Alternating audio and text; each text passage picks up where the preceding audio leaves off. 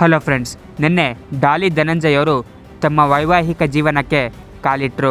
ಚಿತ್ರರಂಗದ ಗಣ್ಯರೆಲ್ಲ ಬಂದು ಅವರ ಮದುವೆಗೆ ಶುಭ ಹಾರೈಸಿದರು. ಅದಷ್ಟೇ ಅಲ್ಲ, ಡಾಲಿ ಅವರ ಅಭಿಮಾನಿಗಳು ಕೂಡ ಅವರ ಮದುವೆಗೆ ಬಂದಿದ್ದರು. ಇನ್ಸ್ಟಾಗ್ರಾಮ್, ಯೂಟ್ಯೂಬ್ ಎಲ್ಲ ಕಡೆ ಕನ್ನಡ ಜನರು ಇವರ ಮದುವೆಗೆ ಶುಭ ಹಾರೈಸಿದರು.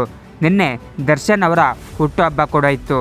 ಅದು ಕೂಡ ಒಂದು ದೊಡ್ಡ ಟ್ರೆಂಡಿಂಗ್ ಸುದ್ದಿಯಾಗಿ ಎಲ್ಲ ಕಡೆ ಹರಿದಾಡ್ತು. ಒಂದು ವಾರದಿಂದ ಡಾಲಿ ಹಾಗೂ ದರ್ಶನ್ ಅವರ ನಡುವೆ ದೊಡ್ಡ ಕಾಂಟ್ರವರ್ಸಿಯೇ ನಡೆದು ಹೋಗಿಬಿಟ್ಟಿದೆ.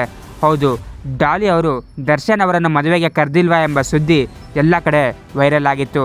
ಅದಕ್ಕೆ ಪ್ರತಿಕ್ರಿಯಿಸಿದ್ದ ಡಾಲಿ ಧನಂಜಯ್ ಅವರು, ನಾನು ದರ್ಶನ್ ಅವರನ್ನು ಮೀಟ್ ಮಾಡೋಕ್ಕೆ ಪ್ರಯತ್ನ ಪಟ್ಟೆ, ಆದರೆ ಅವರು ಸಿಗಲಿಲ್ಲ ಎಂಬ ಮಾತನ್ನು ಹೇಳಿಬಿಟ್ಟಿದ್ರು.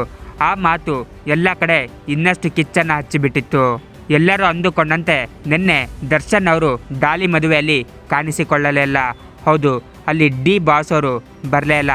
ಆದರೂ ಕೂಡ ಅವರ ಕ್ರೇಜ್ ಅಂತರೂ ನಿಂತಿರಲಿಲ್ಲ. ಡಾಲಿ ಮದುವೆಗೆ ಯಶ್ ಅವರು ಬರುತ್ತಿದ್ದಂತೆ ಅಲ್ಲಿ ಜೈ ಡಿ ಬಾಸ್ ಎಂಬ ಘೋಷಣೆಗಳು ತುಂಬಾ ಕೇಳಿಬಂದವು.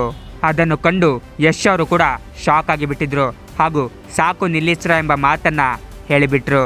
ಡಾಲಿ ಅವರು ಕೂಡ ಅಲ್ಲಿ ಡಿ ಬಾಸ್ ಕ್ರೇಜನ್ನು ಕಂಡು ಶಾಕ್ ಆಗಿ ನಿಂತಿದ್ರು. ಇದು ಡಿ ಬಾಸ್ ಅವರ ಗತ್ತು ಅಂತಲೇ ಹೇಳ್ಬೋದು. ಇದರ ಬಗ್ಗೆ ನಿಮ್ಮ ಒಪಿನಿಯನ್ ಏನು ಕಾಮೆಂಟ್ ಬಾಕ್ಸಲ್ಲಿ ತಿಳಿಸಿ. ಹಾಗೂ ಇದೇ ರೀತಿಯ ಹೊಸ ಅಪ್ಡೇಟ್ಸ್ಗಳಿಗಾಗಿ ನನ್ನ ಚಾನಲನ್ನು ಸಬ್ಸ್ಕ್ರೈಬ್ ಮಾಡಿ. Thank you.